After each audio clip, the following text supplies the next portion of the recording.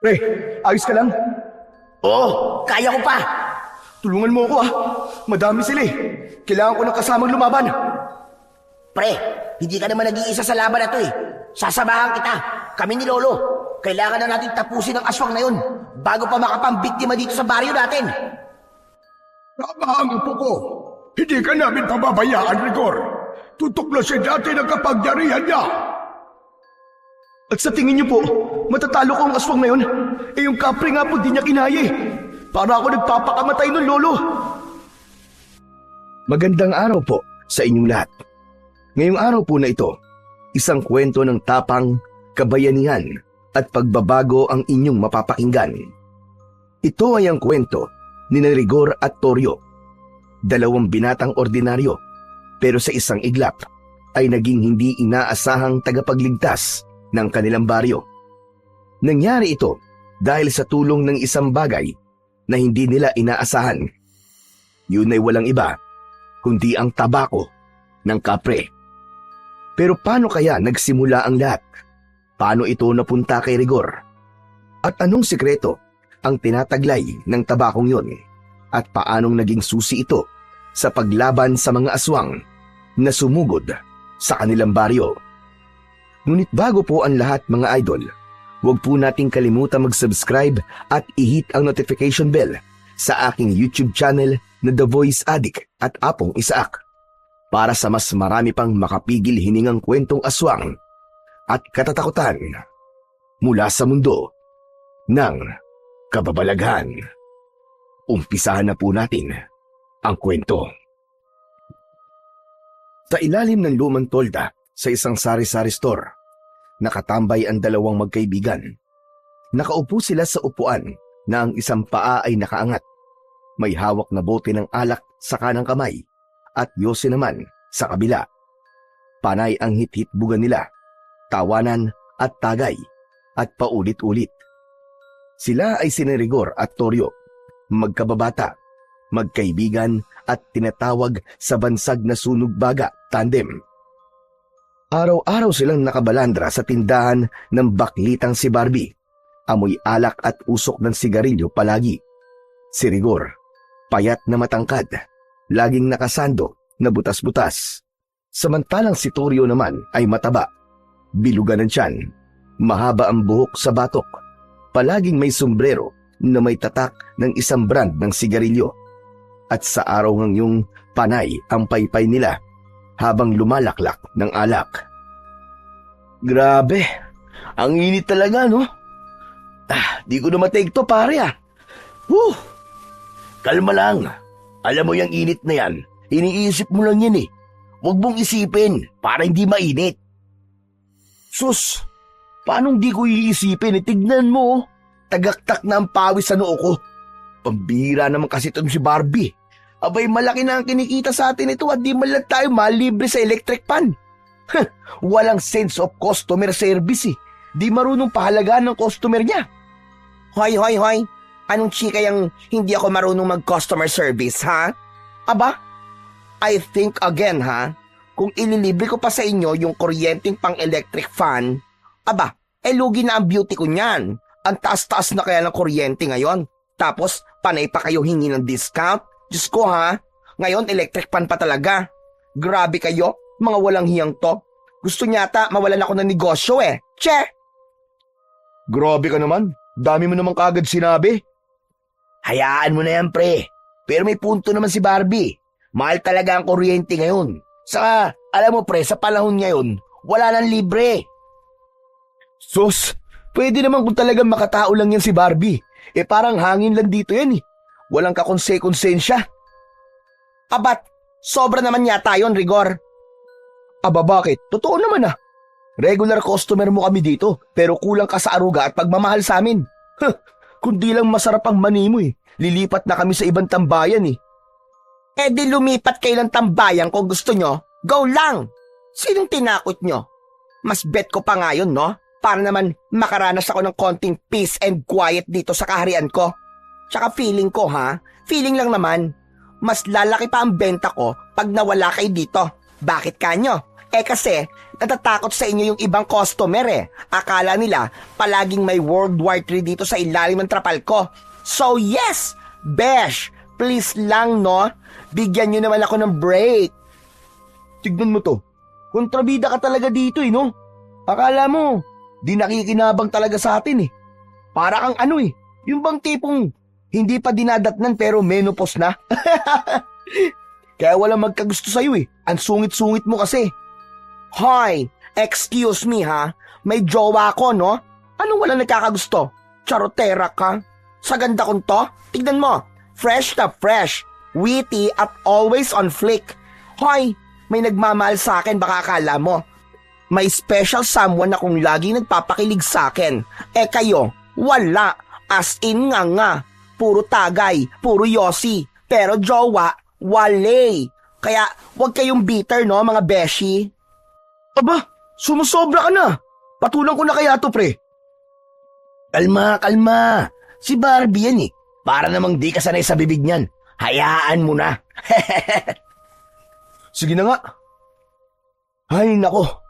Kung bakit ba naman kasi ang hirap ng buhay Alam mo, kung mayaman lang ako, yung tipong may swimming pool at may mansyon, nako, araw-araw talaga tayong iinom at maghapong lalangoy sa swimming pool kasama ang maraming chika babes. Nako Chong, mangyari kaya yon? Pero itong naisip ko Chong, paano kaya kung mag-vlog tayo? Madali rin daw yumaman kapag naging vlogger ka. Lalo na kapag viral. Ano kaya Chong kung i-vlog natin yung mga ganito nating ganap? Alin? Yung palaging pag-iinom? Oo, patok yun. Ay mga ateng, talagang nangarap pa kayo yumaman ha? Tapos vlogging pa ang puntirya nyo? Hoy.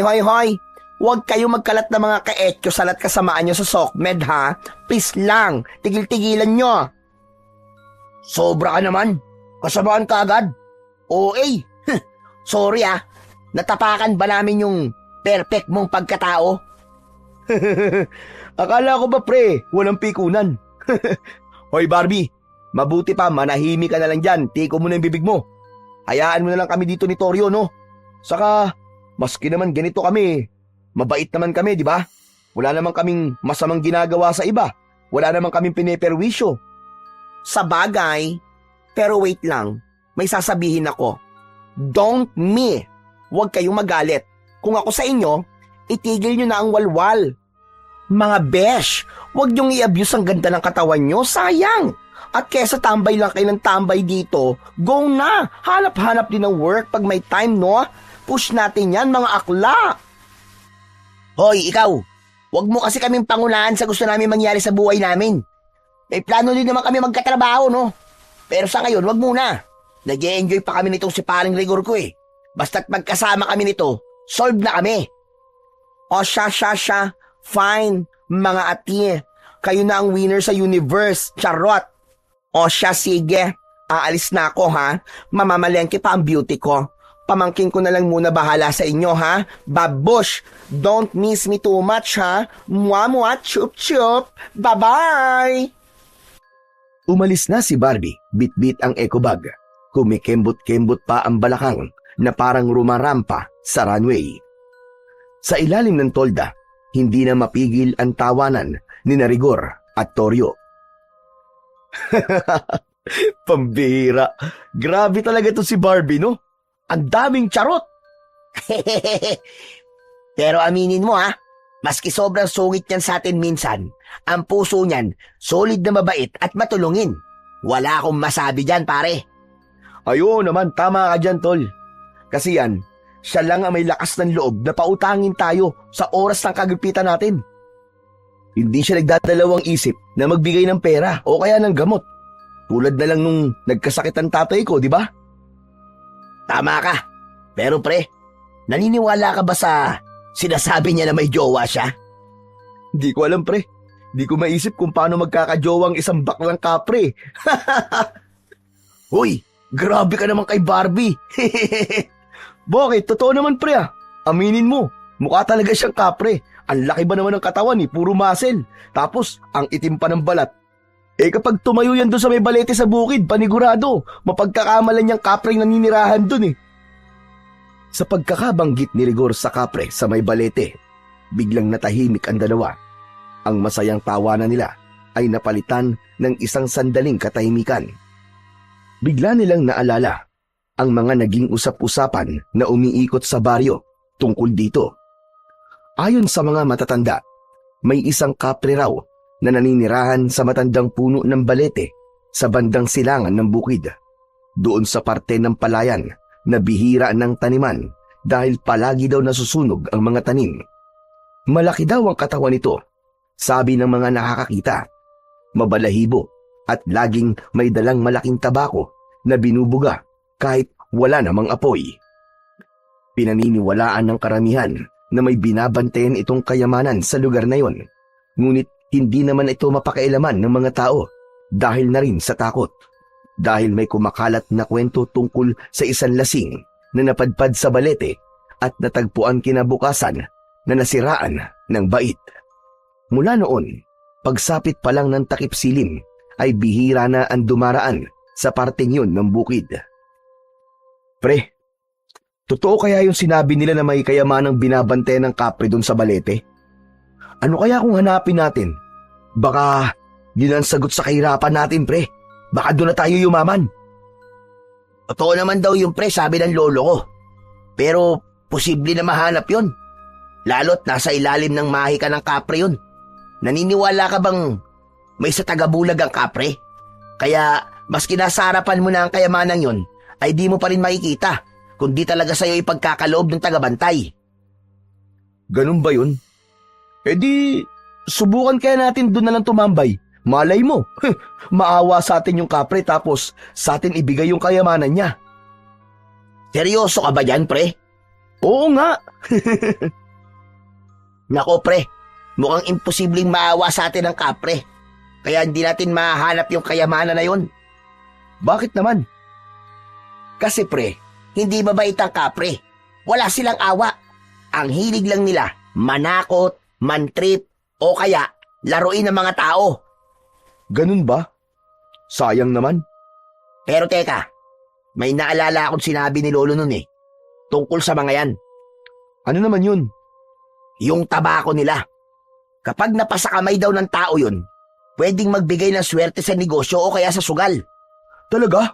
Eh di yun na lang ang kunin natin, hindi yung kayamanan. Hindi ganun kadali yun, Rigor. Una sa lahat, hindi basta-basta lumalabas ang kapre. Pangalawa, hindi rin nila basta binibitiwan ang tabako nila. Eh paano kung agawin natin? Aba, mas lalong hindi pwede. Delikado yun, no?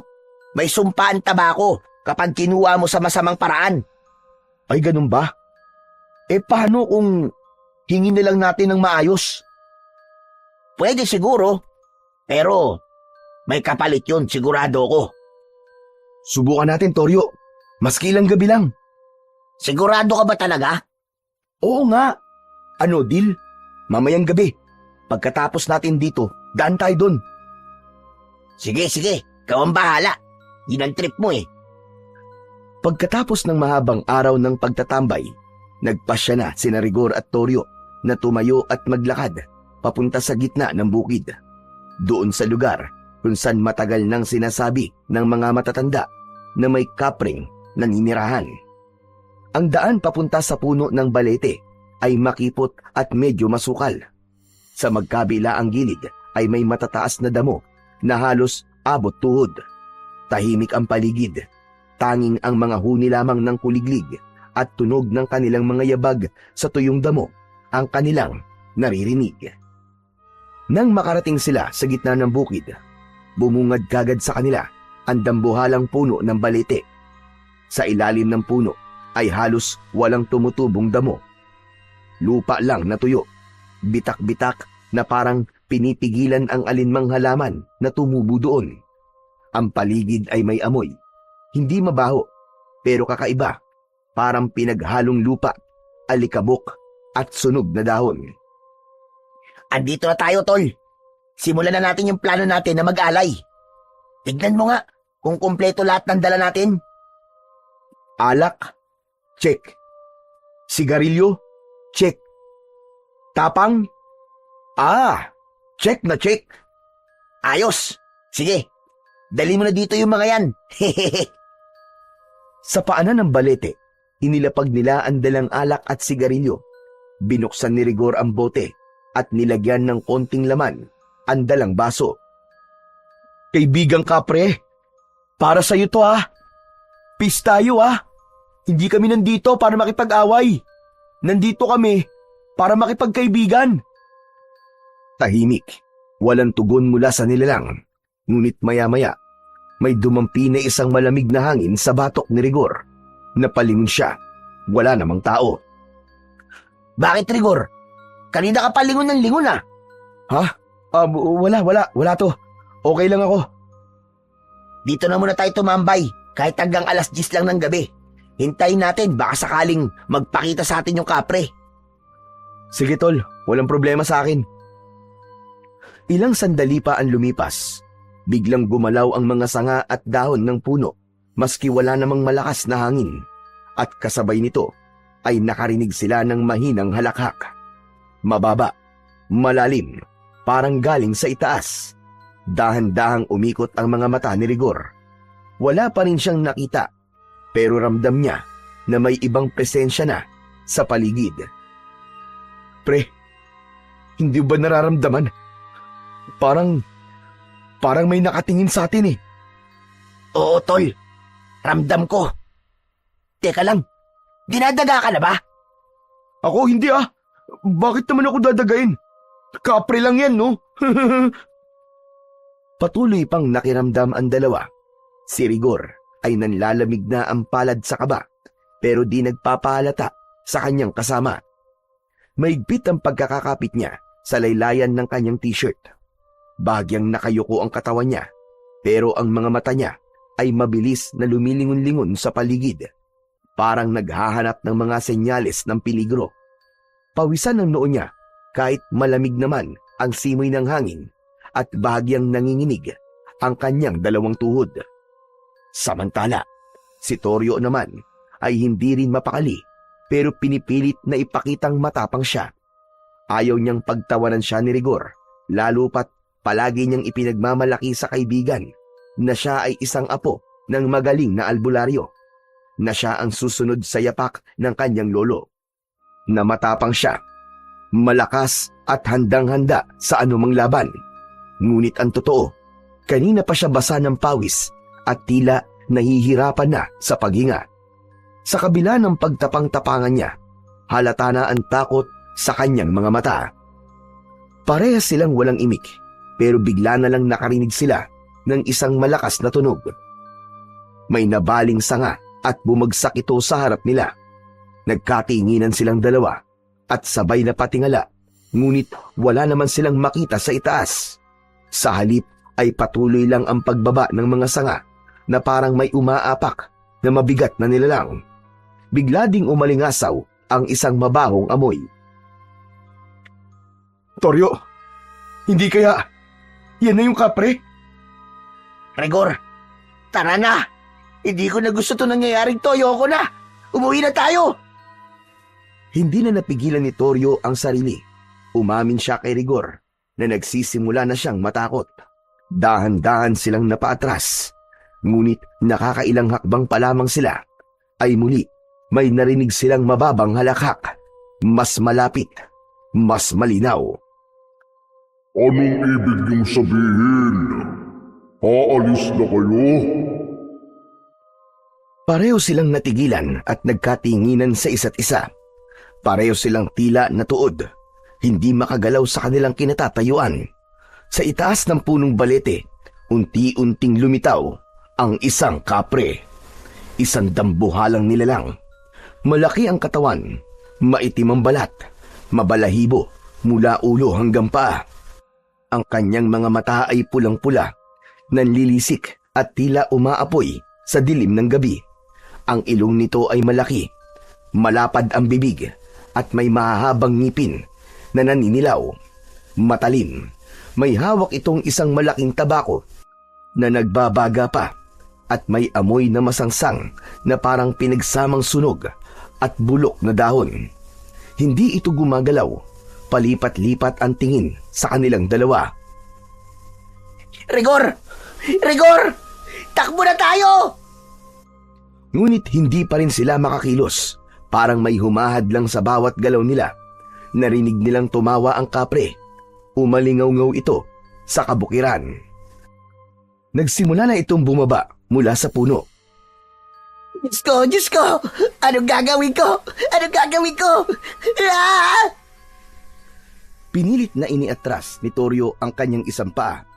At sa wakas, naihakbang niya ito paatras. Doon na bumalik sa normal ang kanyang pagkilos. Rigor! Takbo na! Takbo! Sa sigaw na yun, doon palang natauhan si Rigor. Humakbang na rin siya palayo sa nilalang. Habang patuloy na tumatakbo si Rigor at Toryo, narinig nila ang malalaking yabag sa kanilang likuran. Toryo, bilis! Hinahabol tayo ng kapre! Bilis! Alam ko! Huwag mo na sabihin! Ah! Tila walang katapusang takbo ang ginawa ng dalawa. Hindi na nila alintana kung saan sila tumatakbo. Sa pilapil, sa palayan, sa masukal na damuhan. Lahat tinatahak nila nang hindi iniintindi ang sakit sa binti, ang hapdi at gasgas sa tuhod, at ang pagod na halos ikamatay nila. Nang sumulyap si Rigor sa likod, nakita niyang nasa isang dipa na lamang ang layo ng kapre sa kanila. Nakayuko ito pero nakaangat ang ulo. Halos sumayad ang kamay sa lupa at ang mga mata nitong pula ay diretso pa rin na nakatitig sa kanila. Isang saglit pa, inabot ng kapre ang isa sa mga sanga sa punong nadaanan nila. Naputol yun at inihagis sa direksyon nila. Tumama ito kay Toryo na agad tumilapon sa putikan. Toryo! Toryo, dali! Tayo! Basang-basa at nabalot ng putik ang katawan ni Toryo. Sa takot na abutan ng kapre, tumayo kagad ito. Pilit na di ininda ang kirot na nararamdaman sa kanyang kaliwang braso. Nagsimulang umambon, dumulas ang daan, ngunit hindi pa rin sila tumigil. Sa likod nila, naririnig pa rin nila ang mga yabag at halakhak. Hindi pa rin ito tumitigil. Nagpatuloy sila hanggang sa napansin na nila ang liwanag mula sa poste ng kalsada. Pagkalabas nila sa madilim na bahagi ng bukid, saka lang sila huminto. Hingal na hingal, lupaypay, at tila babagsak na anumang oras. Habang kapwa hingal, pinilit ni Rigor na lingunin ang dinaanan nila. Dahan-dahan siyang tumalikod habang nakatayo pa rin sa ilalim ng ilaw ng poste. Kinusot niya ang kanyang mga mata. Wala na ron ang kapre na humahabol sa kanila. Tahimik na ang paligid, maliban sa tunog ng patak ng ulan. Wala na yung kapre, Toryo. Napatingin si Toryo, basang-basa, nanginginig pa rin. Napaupo siya ng dahan-dahan sa gilid ng kalsada. Diyos ko, mabuti naman. Anak ng putya, oh. Akala ko talaga madadali na tayo ng kapre na yun eh. Oh, anong nakakatawa? Wala. Naalala ko kasi yung itsura mo kanina nung nadapa ka dun sa putikan. Para kang palakang kokak na panay ang padyak eh. Buisit ka. Nakakatawa pala yun sa'yo ha. Na hindi mo nga ako tinulungan eh. Muntik na kaya ako dun. Wala kang kwentang kaibigan. Iiwan mo talaga ako sa ere, no? Hindi naman. Hindi na kita tinulungan kasi alam ko naman na kayang-kaya mo yun eh. Di ba palagi mong sinasabi na apo ka ng albularyo at ikaw ang susunod sa yapak niya?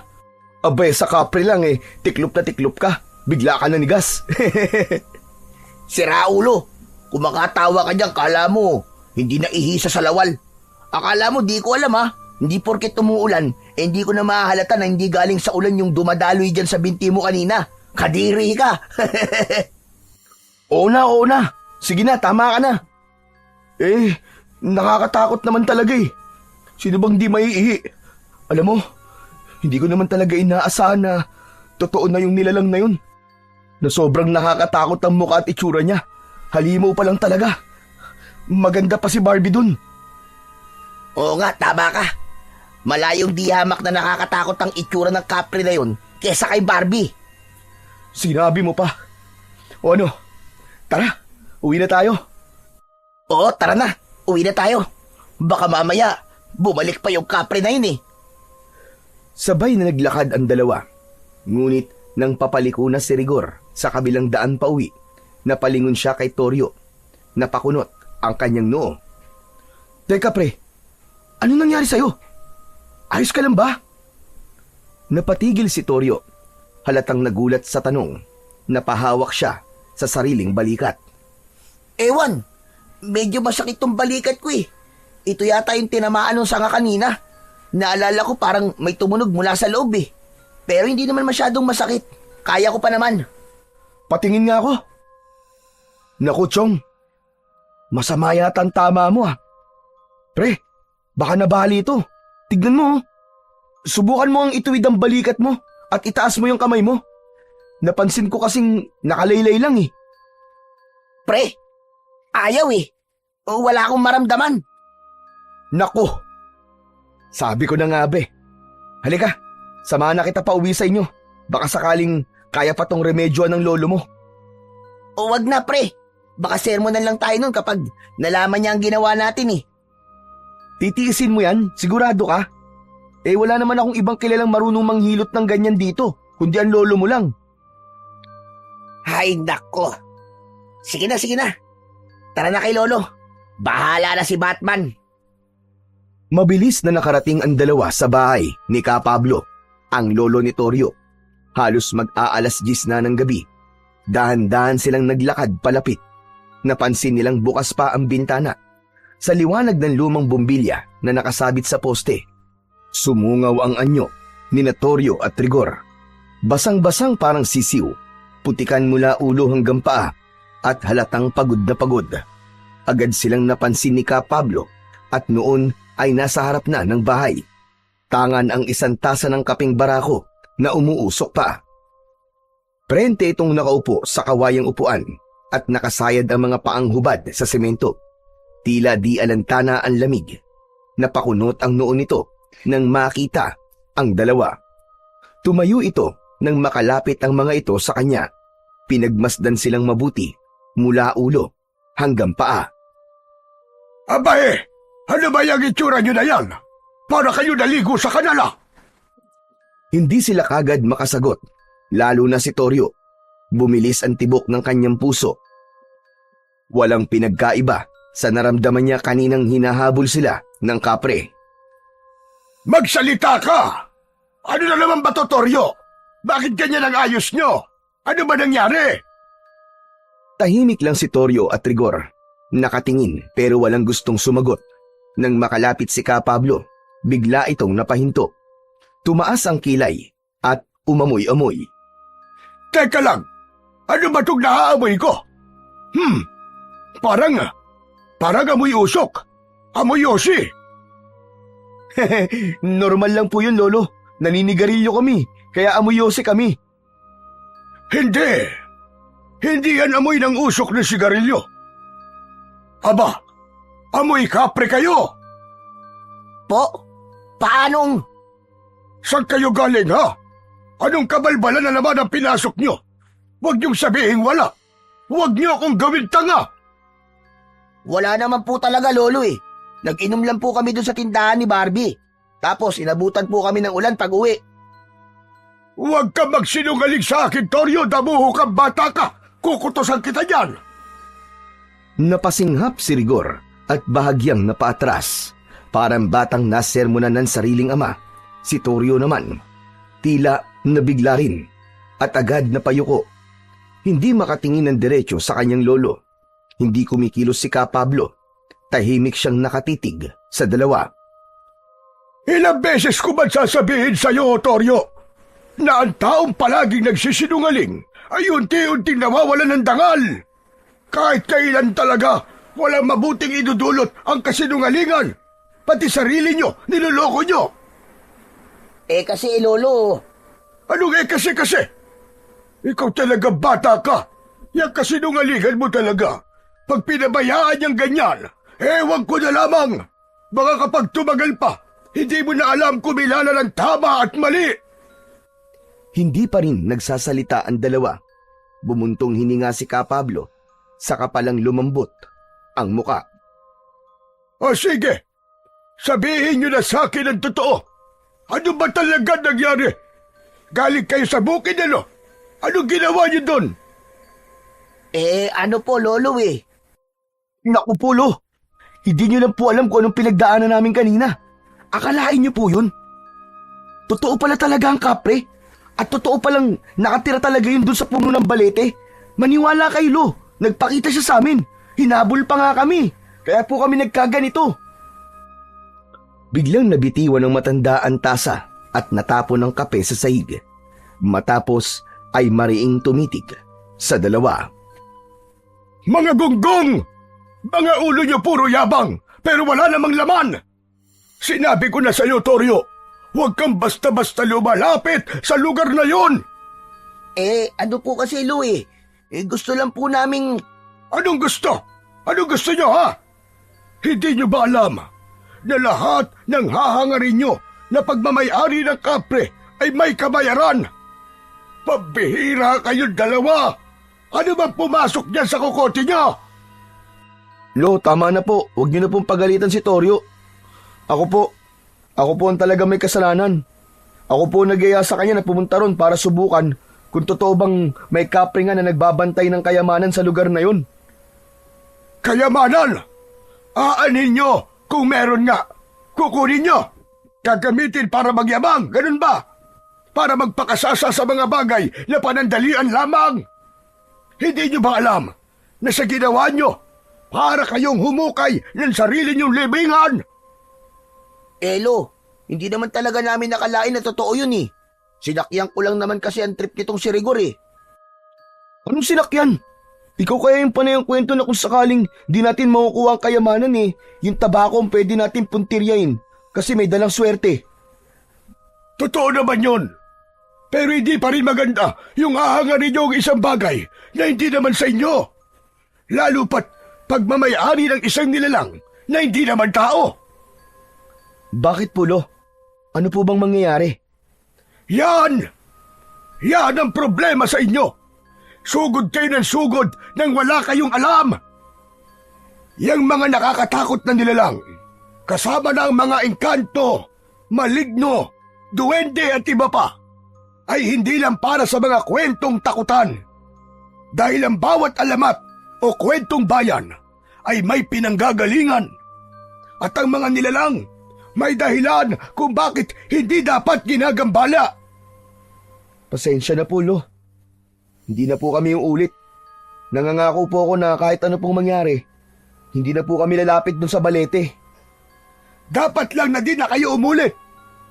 Alam nyo, hindi naman ako galit na nakakita kayo ng kapre. Galit ako kasi isinugal nyo ang buhay nyo nang hindi man lang nag-iisip.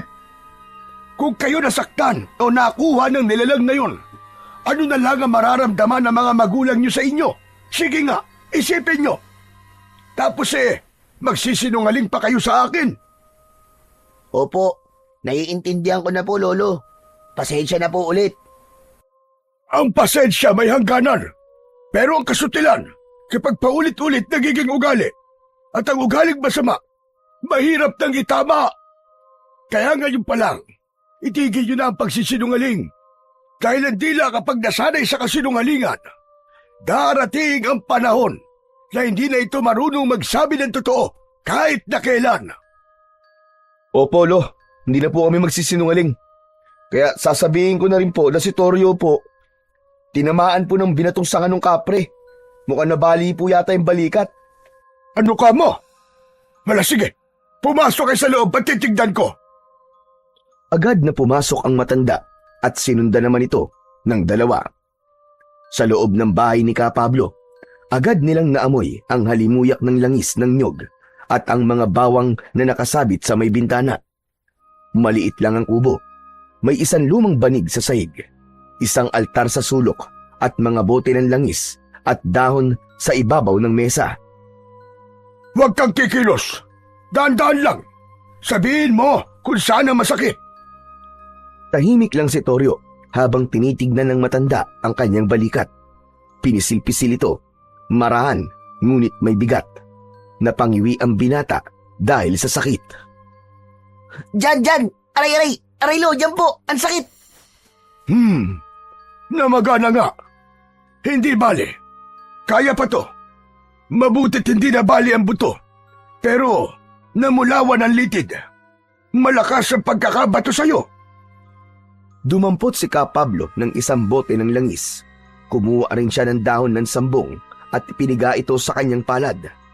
Nagbuhos siya ng konting langis dito at saka pinahid sa balikat ng apo.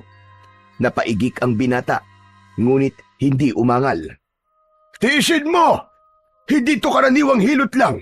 Ginagamot ko, hindi lang ang pilay mo, kundi ang bakas ng nilalang na itinanim niya sa'yo. Ano po? Bakas? Ano pong bakas yun, Lolo? Hindi sumagot ang matanda. Bagkus ay sinimulan na nitong muli na himasin ng may diin at ritmo ang balikat ng apo. Paikot-ikot ang daliri at sabay bulong at ihip sa balikat na masakit. Hindi maintindihan ni Rigor at Toryo ang ibinubulong ng matanda, pero parang galit, parang may sinasawata at itinataboy. Matapos ang ilang minuto, kinuha ni Ka Pablo ang isang pulang sinulid mula sa isang kahon at itinali ito sa braso ni Toryo. Huwag mo yang aalisin sa loob ng 3 araw. Pananggayan, habang hindi pa lubos na napuputol ang bakas ng inkwentro nyo sa nilalang na yon. Kailangan mong mag-ingat. Bakit po, Lo? Ibig po ba sabihin, hindi pa talaga kami tatantanan ng kapre na yon? Hindi basta-basta ang nilalang na yon, Apo. Hindi sila gaya ng hayop na kapag hindi mo na pinapansin, tapos na. Kapag nakita mo ang kapre at nakita ka din niya, may bakas siyang iiwan sa'yo. Yun ang magiging koneksyon niya sa inyo. Ikaw ba, Rigor? May bakas din ba sa'yo? Mukhang wala naman po, Lo. Kasi naunahan ko po si Toryo eh. Mas nauna po akong nakalayo. Kaya siya po yung pinuntirya na batuin ng sanga. Diyan ka nagkakamali. 2 kayong may bakas. Parehas na kayong nakakonekta sa kanya. Kaya ano man sandali, pwede niya kayong lapitan at saktan. Po? Itinikit niya sa inyo ang kanyang amoy. Kaya maski nung layo nyo, kahit saan lugar pa kayo magtago, kapag ginusto niya kayong hanapin, mahanap at mahanap niya kayo. Paano po yun, Lo? Kung ganun, hindi na ba talaga kami makakatakas sa kanya? Makakatakas kayo, pero hindi sa pagtakbo. Kailangan niyong putulin ang koneksyon niyo sa kanya. Kung ganun po, bigyan niyo rin po ako ng panangga, tulad po ng kay Toryo. Hindi lang panangga ang kailangan. Dahil sa mundo ng nilalang na gaya niya, lahat ng kilos ay may kabayaran. Kung nagambala mo siya, o maski nga napagtawanan mo lamang, para sa kanya, utang na yun na kailangang singilin. Ganun po pala yun? Oh, heto sa'yo. Itali mo yan sa pulsuan mo at huwag mong aalisin hanggang ako magsabi na pwede na. Kaso pansamantala lang ito. Posibleng hindi pa rin kayo tantanan nun. Ano po ang pwede namin gawin para maputol po ang pagsunod niya sa amin? Paano namin mapuputol po ang bakas? Bukas, sabay kayong pupunta sa balete. Humingi kayo ng tawad. Magdala kayo ng suol tulad ng ilang piraso ng tabako, candy o kaya ay mga prutas. Ialay niyo yun sa ugat ng puno. Ano, Lo? Lalapit ulit kami sa puno ng balete? Lo, paano kung magpakita po ulit sa amin yung kapre? Hindi yun magpapakita ng basta-basta, lalo na tumaga. Madamot ang kapre, pero kaya niyang kumilala ng pusong marunong umako ng pagkakamali. Sige po, Lo. Gagawin po namin yung bukas. Di ba, Toryo? Oo na. Kumusta na ang pakiramdam mo? Ayos na ba? Opo, mas mabuti na po kaysa kanina. Tignan niyo po, naigagalaw ko na po. Mabuti naman. Ang gagawin na lang natin ngayon ay ang maghintay na maayos ang lahat ng gulong ito. Siya nga pala, Rigor. Malalim na ang gabi. Mabuti pa ay umuwi ka na. Po? Ako po uuwi. Oo, at baka mamaya hinahanap ka na ng mga magulang mo. Dahan-dahang lumapit ang binata sa bukas na pinto. Sumilip siya sa labas. Tahimik ang kalsada. May ilaw sa mga poste pero may ilang bahagi na madilim. At napansin niya rin sa kabilang kalsada ang dalawang maliit na tila bolang apoy na nakalutang sa hangin. Hindi niya maipaliwanag pero bigla siyang nangilabot. Naalala niya ang mapupulang mga mata ng kapre. Ganun na ganun ang tingkad. Mabilis siyang umatras at parang batang takot na nagtago sa likod ng matandang albularyo. Lo, wag na lang po kaya akong umuwi ngayon. Pwede po bang dito na po muna ako matulog? Ano ka mo? Abay bakit naman? May nakita po ako sa labas eh. 2 bolang apoy po. Mapula po, Lo. Ano ka mo? Ibig sabihin nandiyan ang kapre. Ibig sabihin, nakabantay siya sa inyo. Ibig sabihin nun, hindi pa siya tapos. Galit talaga siya sa inyo. Lumapit si Ka Pablo sa pinto at isinara yun. Bumulong ito ng dasal bago bumalik sa dalawa. Sige, mabuti pa nga dito ka na matulog. Hindi ligtas ang gabi sa labas ngayon. Toryo, bigyan mo ng bihisin itong kaibigan mo. Opo, Lolo. Matapos magbihis ang dalawa, ay nahiga na sila sa banig. Magkatabi silang dalawa. Samantalang si Ka Pablo ay sa upuang kawayan inihiga ang kanyang katawan. Payapa silang nakatulog ng gabing yun. Ngunit kinabukasan, paggising nila, hindi na makakilos si Toryo. Namimilipit ito sa banig, nanginginig at halos hindi na makapagsalita. Nilalagnat pero malamig ang katawan. Takot na takot si Rigor sa kanyang nakikita. Lo, ano po nangyayari sa kanya? Hindi naman po siya ganyang kagabi ah. Hinawakan ng matanda ang kanyang apo sa pulso. Tapos ay sa noo. Umiling siya at tumitig kay Toryo. Ayaw siyang tigilan ng kapre. Po, hindi ba't nabigyan niyo na po siya ng proteksyon? Ano po nangyari? Oo, binigyan ko siya ng panangga. Pero mukhang hindi yun sapat. Mukhang malaki ang galit sa inyo ng kapre. Malakas at mabangis siya. Napaupo si Rigor sa gilid ng banig. Pinagmasdan niya ang kaibigang si Toryo na hindi sila naririnig. Pawis na pawis ito kahit malamig ang paligid. Tapos ang kanyang mga mata ay namumula. Pero Lo, bakit ganun? Ba't siya galit sa amin eh? Wala naman po talaga kaming nakuha eh. Umalis nga kami kagad nung hinabol kami. Hindi lang bagay ang binibilang ng kapre. Maski yung pangiistorbo sa kanya, yung paglapit ng walang paalam, lahat yun pagnanakaw na sa tingin nila. Anong gagawin natin ngayon, Lo? Kung di sapat ang panangga, paano natin siya ililigtas? Mapapagaling niyo pa po ba siya? May paraan, pero mahirap gawin. Teka lang, diyan ka lang muna at may kukunin lang ako. Tumayo ang matanda at kinuha ang lumang kahon ng kanyang mga gamit bilang albularyo. Binuksan niya yon at inilabas ang isang balisong na may ukit, ilang piraso ng itim na kandila at maliit na sisidlan ng asin. Kakailanganin natin makipagayos, pero para makuha natin ang atensyon ng kapre, kailangan may hawak tayong bagay na mula sa kanya. Kung makakakuha tayo ng kahit piraso ng balat ng puno niya, o kahit isang hibla ng buhok niya, basta may ugnayan sa kanya. Kung makakakuha tayo ng ganon, pwede nating gamitin yon para mapilit siyang makinig. Ibig sabihin, Lo, kailangan lumapit sa kanya at manguha ng bagay na mahalaga sa kanya? Eksakto! Bakit po ako? Abay, sino pa ba ang aasahan mo? Ako? Siraulo ka. Matanda na ako. Ugod-ugod na. Pero Lo, natatakot po ako eh. Huwag kang matakot. Kailangan mong gawin ito dahil pagkatapos niya sa apo ko, sigurado ko na ikaw naman ang isusunod niya. Tahimik na nag-isip si Rigor. Tumingin siya kay Toryo, tapos kay Ka Pablo. Hindi niya gusto ang ideya, pero alam niyang wala na silang ibang pagpipilian. Sige po, kung kinakailangan gawin, gagawin ko po. Kahit delikado. Basta gumaling lang po si Toryo. Salamat! Salamat sa pagmamalasakit mo sa apo ko. O heto, kunin mo. Maaari mong gamitin yan kapag nagkaroon ng aberya sa paglapit mo sa kapre. Ano po ito, Lo? Ito ang tinatawag naming balisong na dungaw. Iniabot ni Ka Pablo ang balisong kay Rigor. Maingat itong kinuha ng binata at habang hawak-hawak ay hindi niya napigilang pagmasdan ang kakaibang anyo nito. Balisong na dungaw?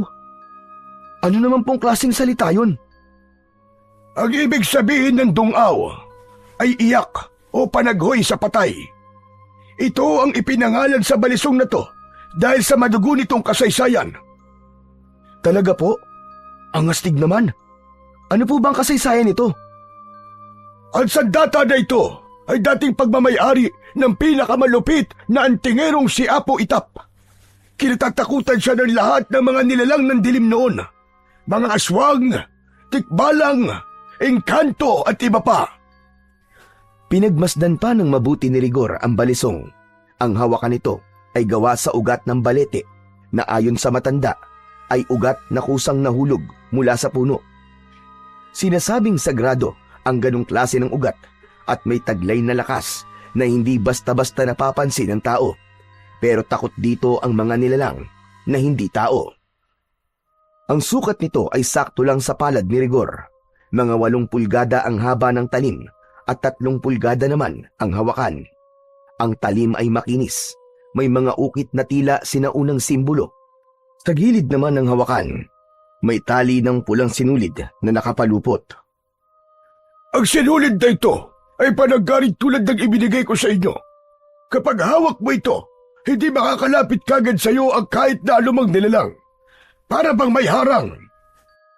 Pinisil ng binata ang hawakan ng balisong habang iniisip ang mga sinasabi ng matanda. Ramdam niya ang malamig ngunit mabigat na enerhiya mula rito. Hindi man niya aminin sa kanyang sarili. May halong kaba at pagkamangha sa biglang pagpasok ng ganitong responsibilidad sa buhay niya. Hindi lang ito tungkol sa paggaling ni Toryo, kundi tungkol sa kung hanggang saan ang kaya niyang gawin para mailigtas lang ang kaibigan sa galit ng kapre. Kinahaponan, mas lumala ang kalagayan ni Toryo.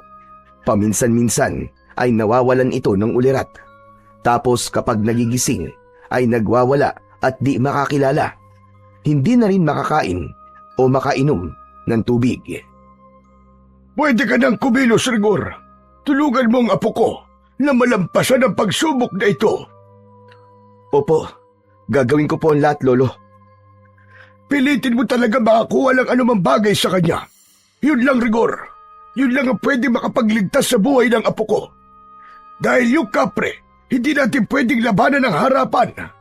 Hanggat maaari, kailangan nating daanin sa usap, sa diplomasya, sa kasunduan. Dahil ayoko ng madugon labanan sa totoo lang. Pero dahil ayaw niyang makipag-ugnayan sa atin, kapag may nakuha kang gamit niya na mahalaga sa kanya, doon natin siya pwedeng i-pressure. Mapipilitan siya makipag-ugnayan sa atin. Ipapaalam natin na hindi natin isasauli ang bagay na yon hanggat hindi niya pinapatawad si Toryo. Kapalit ng bagay na yon, buhay ng kaibigan mo. Parang blackmail po, ganun po ba, Lolo? Oo, parang ganun na nga. Wala tayong ibang paraan. Tumango si Rigor. Dahan-dahan itong naglakad palapit kay Toryo. Toryo, aalis na ako ha. Huwag kang bibitiw ha. Hintayin mo ko. Matapos magpaalam kay Toryo, ay lumabas na siya ng bahay. Mabigat ang kanyang hakbang. Pagbukas niya ng pinto, sinalubong siya ng malamig at basang hangin. Madilim ang langit. Kulay itim ang mga ulap. Pakiramdam niya anumang oras, muling babagsak ang ulan. Wala siyang dalang payong, pero hindi niya na ito inintindi. Ang mahalaga lang sa kanya ay ang makalakad, makalayo, at makarating kung saan man siya dapat pumunta. Bitbit niya ang tela na bumabalot sa balisong ni Apo Itap. Ang huling pag-asang maipagtanggol ang kaibigan laban sa kung anumang nilalang ang pumipinsala rito. Nagpatuloy siya sa paglalakad hanggang sa napadaan siya sa bahay ni Barbie. Rigor? Napalingon siya. Nasa pintuan si Barbie. Kinakawayan siyang lumapit. Aba, himala. Nag-iisa ka yata ngayon. Nasa si Toryo. Himala, hindi kayo nag-inuman ngayong araw Nagtampo ata kayo sa akin kahapon, ano ba yan? Barbie, may sakit si Toryo eh. Nilalagnat siya ng malala. Ha?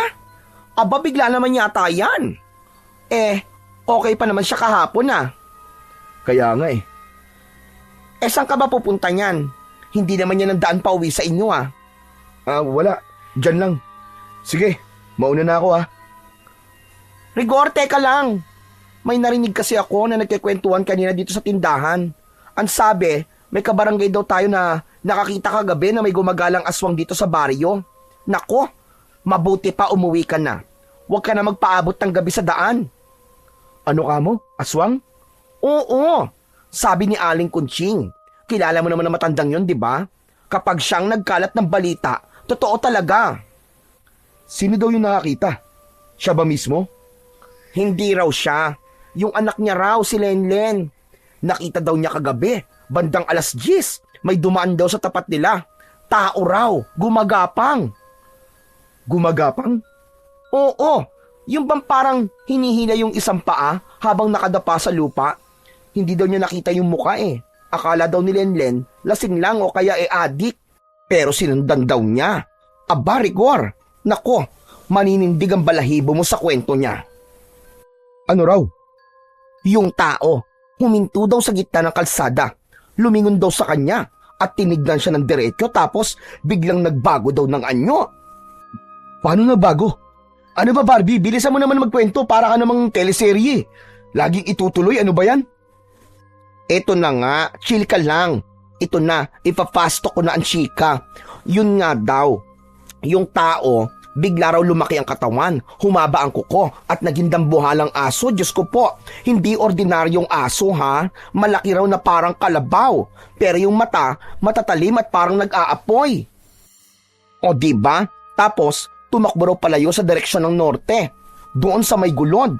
Baka raw nagpunta doon sa abandonadong bahay sa dulo ng kalsada. Doon sa dating bahay ni Mang Indo? Oo nga daw, doon nga pumunta. Paano naman nila nalaman? Sinundan nila? Aba, ewan ko. Yun lang ang nasblok dito sa tindahan ko Pero hindi naman siguro yung charot-charot lang, no? Sus, gawa-gawa lang nila yun. Nagpapaniwala ka naman. Paano kung hindi? Nako, mabuti pa umuwi ka na, Rigor. Baka makasalubong mo pa yon. Huwag ka ng gala ng gala sa ganitong oras. Huwag ka mag-alala, Barbie. Di naman siguro ko tatargetin nun. Di siya mabubusog sa akin. Seryoso ko, Rigor, Huwag mo tong gawing biro. Bigla silang natigilan nang may marinig na malakas na alulong mula sa hindi kalayuan. Tumagal ito ng ilang segundo. Napatingin si Barbie kay Rigor. Nanlaki ang mga mata at unti-unting namutla. Narinig mo yon, Rigor? Natigilan si Rigor, napalunok.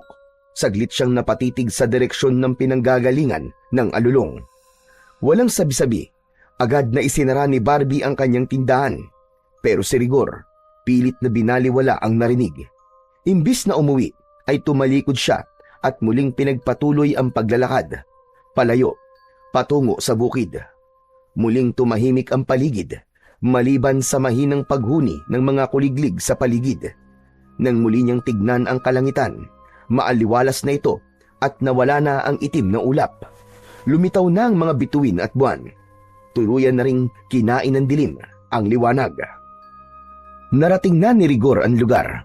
Saglit siyang nagtago sa may damuhan. Hindi kalayuan pero sapat ang distansya para maaninag niya ng buo ang punong balete. Sa tulong ng liwanag ng bilog na buwan, naaaninag niya ang bawat sanga, bawat ugat na nakababa mula sa punong kahoy. At doon niya nakita ang kapre. Nakaupo ito sa isang makapal na sanga. Nananabako. Ang usok mula sa kanyang tabako ay umuusok pataas.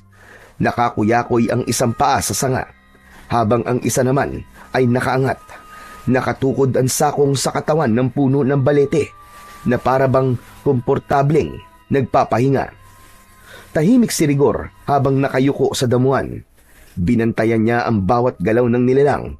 Hindi niya sigurado kung nakita na siya o hindi pa, kaya pinili niyang huwag munang kumilos. Ilang sandali siyang nag-isip. kung ano ang bagay na maaari niyang kunin na pagmamay-ari ng kapre. Naisip niyang pinakamadaling kunin ay ang ugat ng balete. Tumingin siya sa paligid.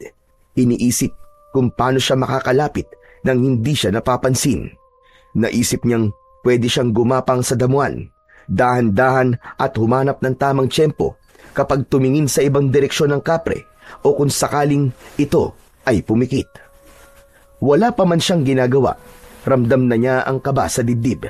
Ilang sandali pa ay naglakas loob na ang binata. Nagsimula na itong gumapang, ngunit hindi man siya nakakalabas ng damuhan ay may narinig na siyang mabilis na kaluskos mula sa kabilang bahagi ng damuhan. Napatingin siya sa direksyong yun. Mula sa pagkakayuko, dahan-dahang iniangat ang ulo upang masipat kung ano ang pinagmumulan ng ingay. At sa hindi inaasahan, nakita rin niyang naging alerto ang kapre. Ang dati nitong nakakuyakoy na paa ay biglang iniangat. Tumayo ito sa sanga ng balete. Ang mga mata nito ay mas lalong tila nagliyab at malikot. Parang may hinahanap. Bahagya pa itong sumingot na parang nakakaamoy ng presensyang hindi niya gusto. Ano kaya yun? Ramdam niya ang kilabot ng mga oras na yon, pero hindi pa rin siya umaatras. Nanatili siyang nakatago. At doon na nagbukas ang panibagong eksena. Mula sa makapal na damuhan sa bandang kaliwa, isang nilalang ang biglang lumitaw. May isang dambuhalang itim na biglang nagpakita. Hindi ordinaryo ang anyo nito. Malaki ang katawan nito na halos kasinlaki ng kalabaw. Ang balahibo nito ay makapal. Mahaba ang buntot at may paliko sa dulo. Ang mga mata ay kulay pula. May mga nakalabas na pangil sa bibig. Matutulis at mahaba. Malalaki rin at matatalas ang kanyang mga kuko. Aswang! Kung ganun, totoo nga sinabi ni Barbie na may aswang! Nagkatinginan ang kapre at ang itim na aso. Tahimik lang sila nung una. Parehong hindi gumagalaw. Tila parehong nagmamasid at sinusukat ang lakas ng isa't isa. Hindi nagtagal, ang kapre ang unang umangil. Isang malalim at mababang tinig na parang nanggagaling sa ilalim ng lupa.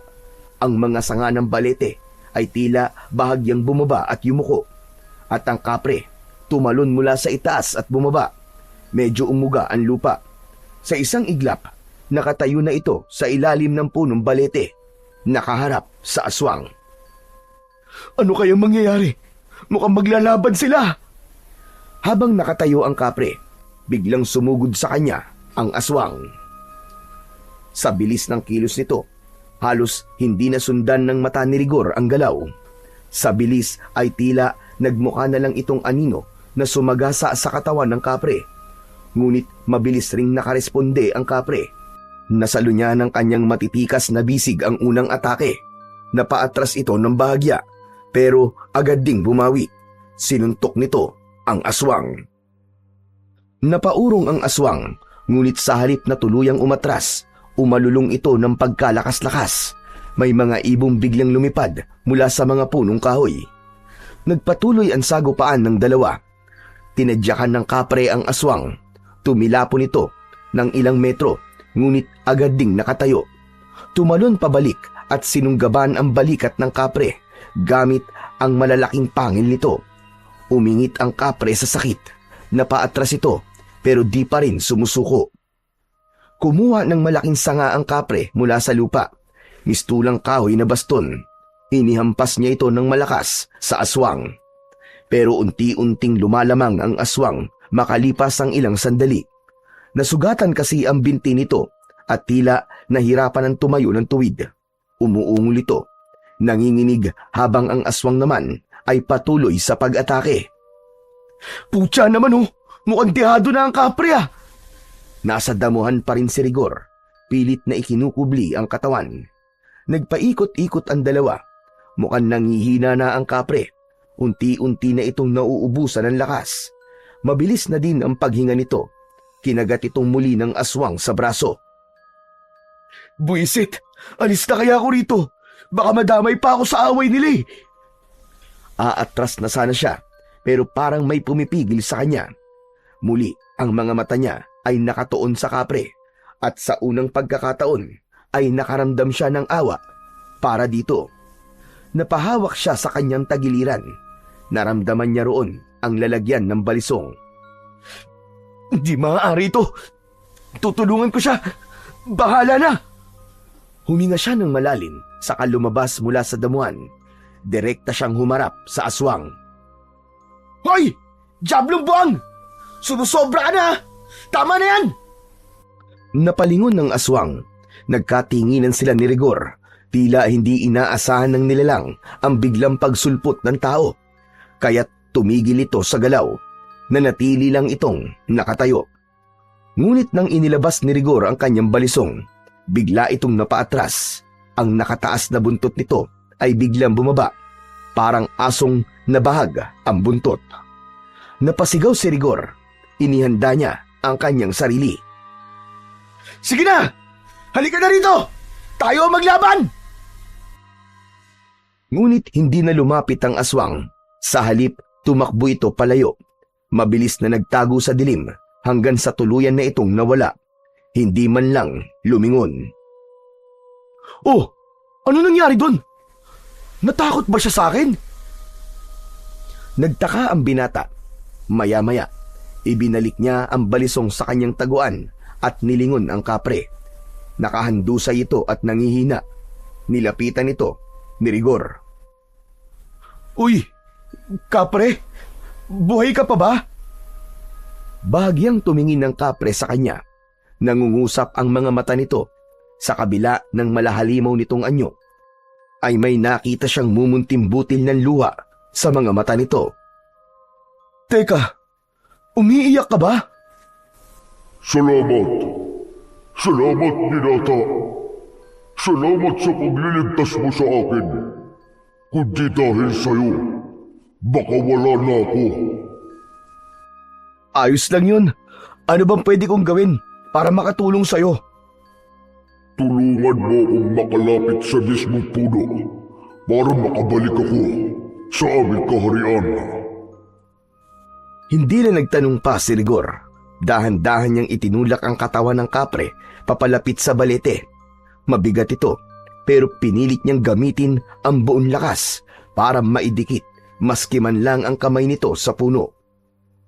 Nang dumampi ang palad ng kapre sa katawan ng balete, parang may munting liwanag na sumilab sa puno. Napapikit ang kapre. Tila may enerhiyang dumadaloy sa puno patungo sa katawan nito. Nang makabawi ng konting lakas ang kapre, muli nitong idinilat ang kanyang mga mata. Ikaw, tao. Bakit mo yun ginawa? Ang alin? Bakit mo ako iniligtas? Hindi ko nga rin alam eh. Pero kasi nakita ko na nangangailangan ka ng tulong, kaya tinulungan na kita. Maski di ko alam kung kakayanin ko ba talagang harapin yung aswang na yun o hindi. Napangiti ang kapre sa kanyang sinabi, kahit may bahagyan dugo pa sa labi. Hindi ko akalain na may mabuti ka palang puso. Ha? Ako? Hindi naman masyado. Maraming salamat ulit, binata. Babalik ako. Ipagpapatuloy natin ang hindi natapos na usapan natin na to. Paalam. At sa isang kisap mata, naramdaman niya ang malamig na hangin na dumampi sa kanyang pisngi, kasabay ng pagkawala ng kapre.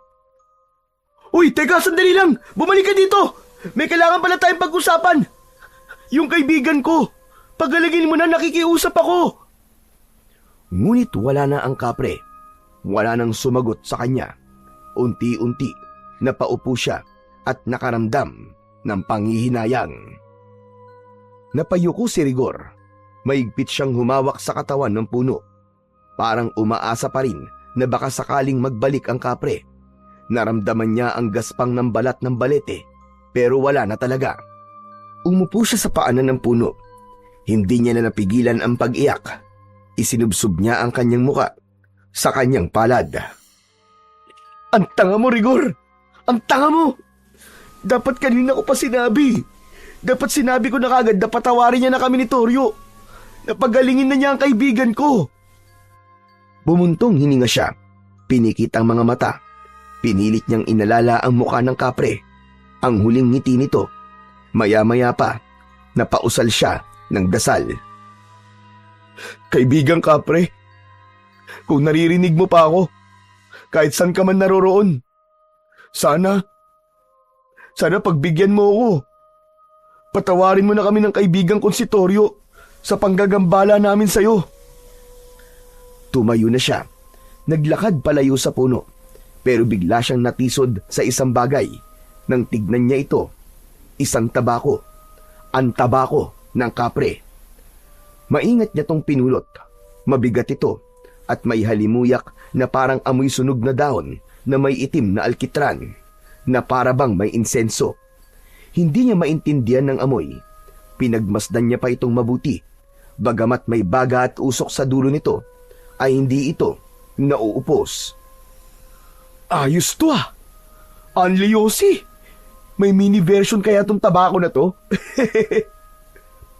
Umupo siya sa isang ugat na nakausli at sinipat pa ng mabuti ang tabako. Namamangha kasi siya sa mga angking katangian nito. Kung naririnig mo ako, bossing, sana maayos ka kung saan ka man mapunta. At itong tabako mo, ako na muna ang bahala dito. Ngumiti siya, tumayo at naglakad pauwi. Dumiretso siya sa bahay ni Ka Pablo. Pagdating niya ron, napansin niyang bukas pa ang ilaw sa loob. Kumatok siya. Ka Pablo? Tao po! Ka Pablo, ako to si Rigor! Ngunit walang sagot ang matandang albularyo. Kumatok siya ulit, mas malakas. Ngunit wala pa ring sagot. Ilang beses pa niyang ginawa ito. Sumilip sa bintana. Umaasang may biglang dudungaw o sisilip din. Ngunit wala. Nagsimula siyang kabahan kung ano-ano na ang pumapasok sa kanyang isipan. Maya-maya pa ay may sumungaw na babae sa bintana ng katabing bahay. Rigor! Wala dyan si Ka Pablo. Sumama yung maglolo sa mga tanod. May tinugi silang aswang kanina. Doon sa may tabing sapa daw. Doon nagpunta yung aswang. Ha? Sila mismo? Sigurado ka ba? Hindi na nga masyadong makalakad si Lolo Pablo eh. Tapos si Toryo may sakit pa. Hindi ko nga din alam eh. Pero nung sumilip naman ako, mukhang ayos naman si Toryo. Malakas at maliksi kumilos. Parang wala namang sakit. Ganun ba? Yung aswang ba na tinugis nila? Alam niyo ba kung anong itsura? Isang dambuhalang itim na aso daw. Ano? Sige na, isasara ko na tong bintana. Pasensya ka na ha. Kailangan kasi mag-ingat. Ikaw, mabuti pa umuwi ka na. Wala ka pa namang kasama. Baka mamaya biglang magpakita sa'yo yung dambuhalang aso. Ayos lang ako. Salamat. Nagpasya na si Rigor na umalis. Ngunit biglang may ilaw ng flashlight na tumama sa kanya mula sa kalsada. Pagtingin niya, nakita niyang parating ang maglolo. Agad siyang napahinto dahil sa gulat. Toryo, ayos ka na? Ibig sabihin, Lolo, buhay siya. Anong buhay? Sinong buhay? Yung kapre po, Lolo. Pinakinggan niya po ang dasal ko na sana mapatawad na po niya kami ni Toryo. Inalis na nga po niya ang sumpa. Talaga? Nakausap mo na yung kapre? Hindi ka ba nagbibiro lang? Paano nangyari yun? Opo, nakausap ko po siya. Ang kaso lang, wala na po siya dun eh. Bumalik na po sa karian nila. Sugatan po. Kasi masama po ang mga tama niya eh. Teka, hindi ko maintindihan. Ano ba nangyari sa lakad mo, iyo? Natuloy ka din bang kumuha ng pagmamayari ng kapre? Hindi na nga po ako nakakuha eh. Pero may napulot po ako. Ano yun? Ito po, tignan nyo. Napakunot ng noo si Ka Pablo. Jesus Marios, tabako ito ng kapre ah. Paano ito napunta sa'yo? Napulot ko nga po, Lo. Baka nakalimutan niya pong bitbitin kasi sobrang hirap siya dahil po sa mga sugat niya. Teka, iyo. Pwede mo bang ikwento sa akin ng tuloy-tuloy kung ano talaga ang nangyari? At nagsimula na ngang ikwento lahat ni Rigor ang lahat ng nangyari. Wala siyang itinarang detalye. Mula simula hanggang sa huli. Makikita sa muka ng maglolo ang pagkamangha sa mga ginawa ni Rigor. Talaga, Chong? Tinulungan mo yung kapre laban sa aswang? Shish! Ang astig naman nun, men! Di ka natakot? Yun na nga ang pinagtataka ko, Toryo eh. Ramdam kong kinakabahan ako, pero hindi ako natakot. Di ka natakot na harapin ang aswang dahil sa hawak mong sandata iyo. Ang balisong ng dungaw ay hindi lang sandata na pangsugat sa mga kalaban. Kaya din itong magbigay ng tapang sa sino mang may tangan sa kanya. Kaya pala, saka para akong nakakarinig ng mga bulong kanina. Talaga? May mga naririnig ka bang boses? Opo, parang sinasabi nila kung ano ang kailangan kong gawin. Paanong nangyari yun? Imposible namang maging isa kang Bertudes. Wala ka naman dugong albularyo o antingero sa lahi nyo, hindi ba? Paanong nangyayaring naririnig mo ang mga gabay? At eto pa, iniwanan pa sa'yo ng kapre ang kanyang tabako. Naiwan lang naman po niya yan eh. Hindi naman po niya ibinigay sa akin. Hindi ako naniniwala dyan. Dahil ang kapre, hindi yan nahihiwalay sa tabako niya. Parang bahagi na yun ng katawan niya. Ibig sabihin, iniwan niya yan sa'yo. At ibig sabihin, pinagkakatiwalaan ka niya. Gusto niyang gamitin mo ang kapangyarihan ng kanyang tabako. Gusto kaya niyang gamitin ko yun laban sa aswang na nanakit sa kanya? Eksakto! At kung totoo ngang iniwan sa'yo ang tabako, ibig sabihin, ipinapasa na rin niya ang laban niya sa'yo. Ipinapasa ang laban? Naku, paano ko naman po gagawin yun? Hindi naman ako mandirigma eh. Hindi rin po ako katulad nyo. Oo, tambay ako, pero hindi naman ako nakikipagbasag ulo.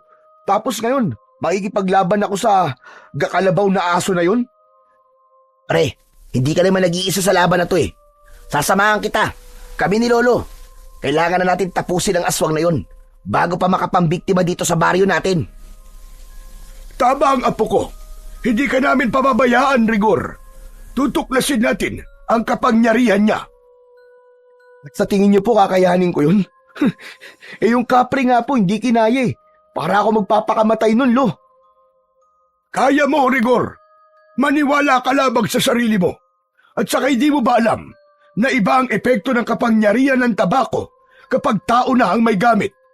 Nagiging triple ang lakas nito. Ha? Talaga po? Sigurado po kayo, Lo? Hindi na nasagot ni Ka Pablo ang huling sinabi ni Rigor dahil may biglang kumalabog sa labas ng bahay. Nagkatinginan sila. Bumilis ang tibok ng dibdib ni Rigor habang si Ka Pablo naman ay dahan-dahang tumayo mula sa pagkakaupo. Dito lang kayo. Huwag mo na kayong lalabas.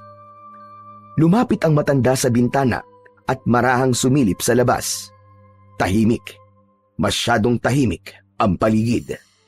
Biglang may tunog na parang ungol ng isang galit na aso. Ka Pablo, ano pong meron? Hindi ulit sumagot ang matanda. Bagkus ay isinara na niya ang bintana. Saka mabilis na kinuha ang isang bote na may lamang pulang likido. Binuksan ito at isinaboy ang laman sa paligid ng pinto at bintana. Sabay bulong ng mga salitang hindi nila maintindihan. May narinig silang mga yapak at pagkatapos ay may kumalabog ulit. Sa pagkakataong ito, para bang sinadyang banggain ang dingding ng bahay. Napayuko si Ka Pablo, tumingin sa paligid at muling nagsaboy ng isa pang likido sa mga dingding. Maging alerto kayo! Nasa labas ang aswang! Napalunok si Rigor, tumayo siya at napahawak sa kanyang balisong. Dinampot na rin niya ang tabako na nasa ibabaw ng mesa. Dahan-dahan siyang lumapit sa dingding. Pinakiramdaman ang labas. Pwede ko bang makita, Ka Pablo? Tumango ang matanda. Lumapit siya sa bintana at sumilip ng konti. Saglit siyang natigilan. Nakita niya ang isang malaking nilalang na parang aso. Siya nga yung aswang na nakita ko sa bukid. Siya po yun. Ano? Kung ganon, gusto mo ba subukan ang kapangyarihan ng tabako? Napatingin sa kanyang mga kamay ang binata. Sa kanan ay hawak niya ang balisong na dungaw at sa kabila naman ay ang tabako ng kapre. Agad niyang napansin na sa mismong oras na yon, parang kusang sumiklab ang dulo nito. Nagliyab kahit walang posporo o apoy. Nagsimula itong umusok at hindi ordinaryong usok ang lumabas. Kulay bughaw, paikot-ikot sa hangin, parang may sariling buhay. Kapablo! Ito na yon, Rigor. Huwag kang matakot. Hayaan mong gabayan ka ng tabako. Damhin mo ang presensya ng kapre. Hindi ka nag-iisa. Pumikit si Rigor sa kanyang isipan, biglang sumulpot ang imahe ng punong tinayuan nila at doon, sa lilim, nakatayo ang kapre. Sugatan pero nakangiti. Saka ito tumango. Marahang itinaas ang kamay na para bang pinapasa sa kanya ang isang tila bilog na liwanag. Nang abutin niya ang liwanag sa isip, agad na naramdaman niya ang biglang pag-init ng kanyang dibdib. Hindi masakit, pero mabilis ang kabog nito. Dahan-dahan niyang iminulat ang kanyang mga mata. Naramdaman niya ang malamig na hangin na tumama sa kanyang muka. Ngunit ngayon ay may kakaibang pakiramdam.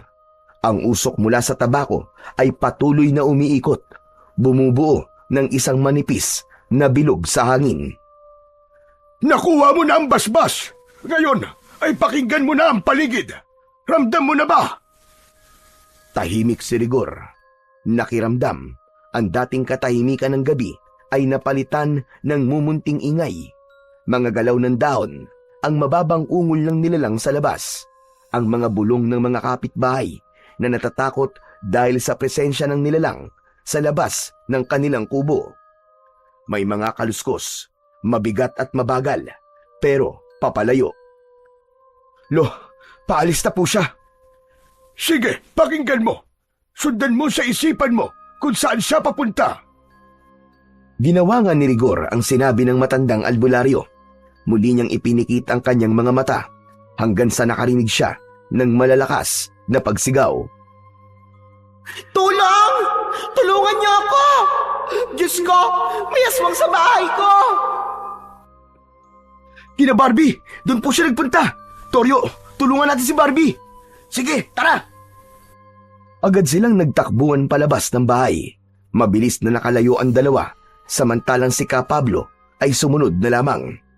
Pagdating nila sa tindahan ni Barbie, agad nilang nakita ang mga nagkalat na basag na paso, ang mesa at upuan na nakatumba.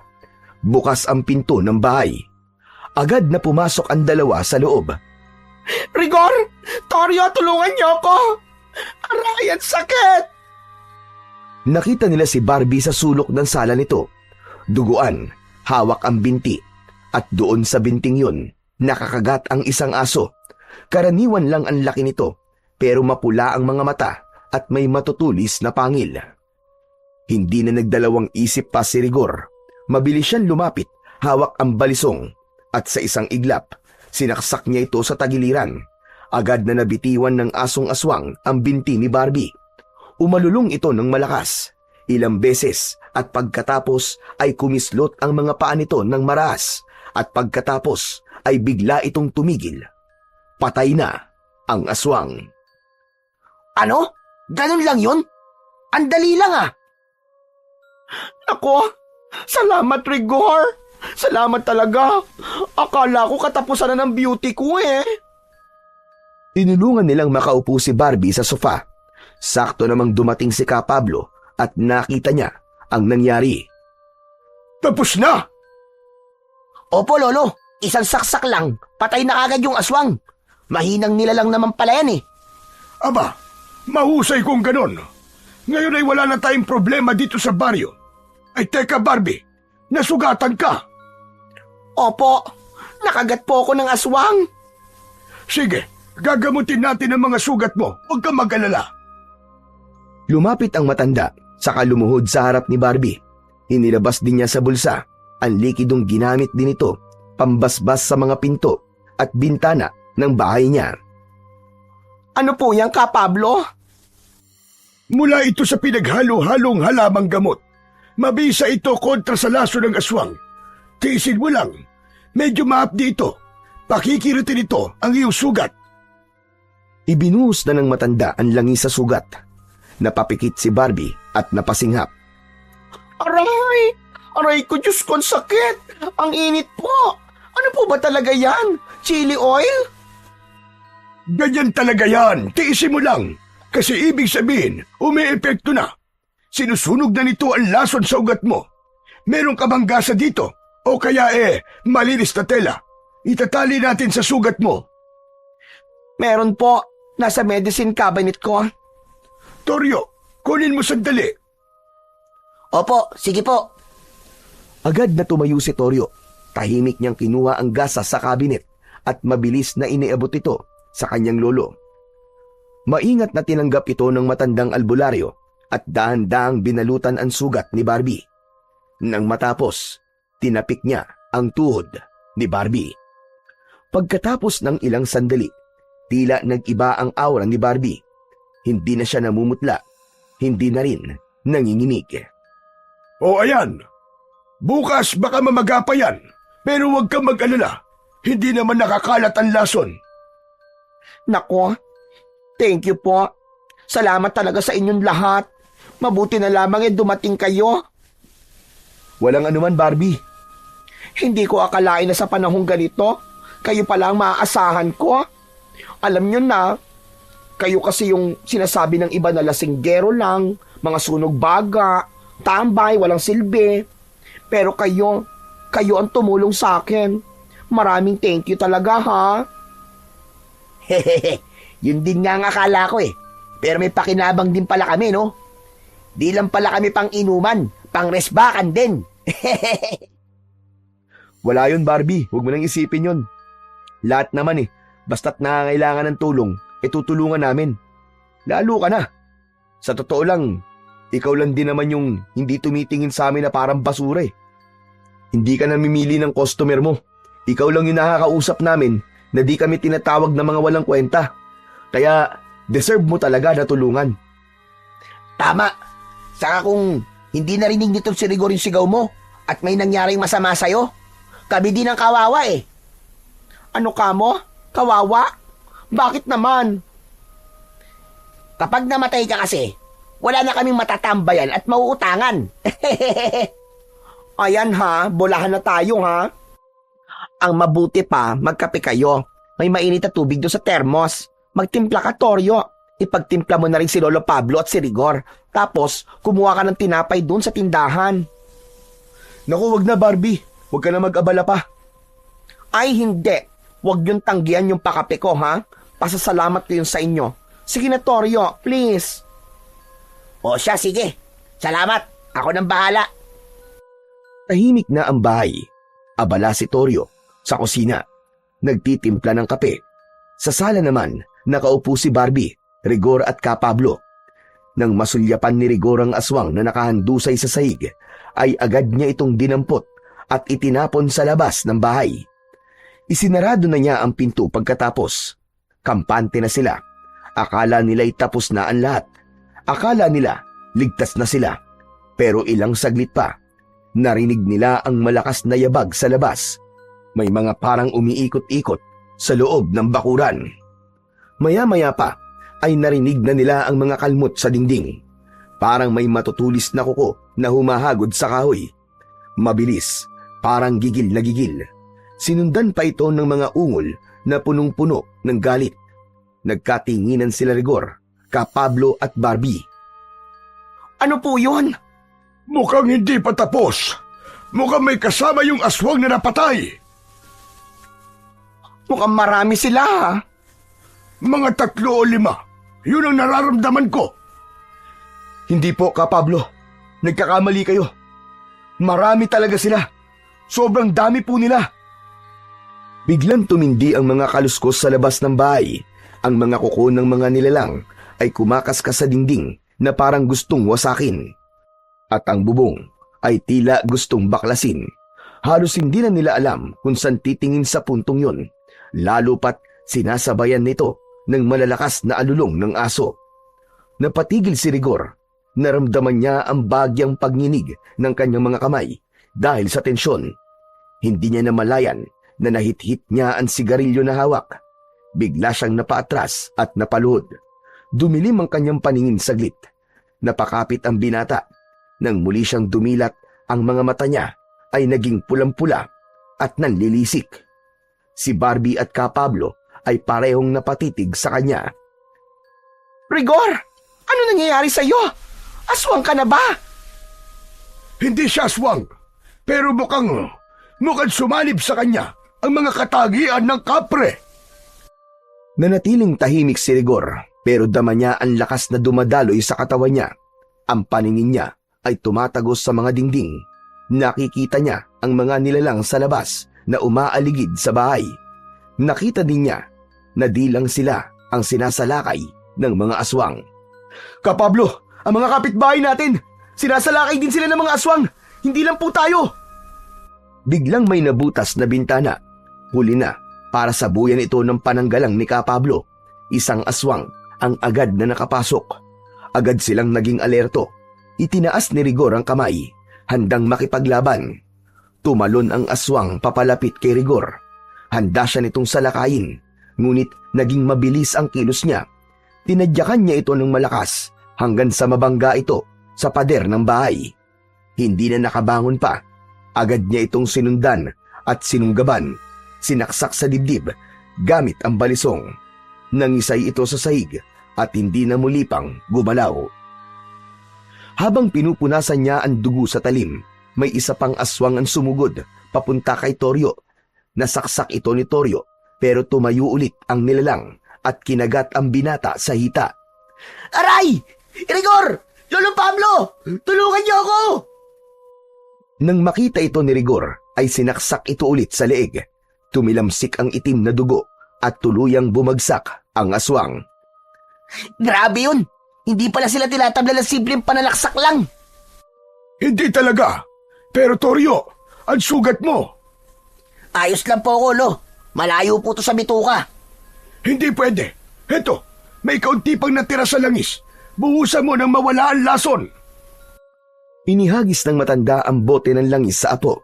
Agad niya naman itong binuhusan. Habang ginagawa yon, isa na namang aswang ang nakapasok at pinuntirya na naman ito si Toryo. Aba, teka lang! Huwag naman na ako! Kotang-kota na kayo sa akin, ah! Agad na iniharang ni Rigor ang kanyang katawan nang tumalon ng asong aswang palapit kay Toryo. Walang awa niya itong sinalubong ng saksak.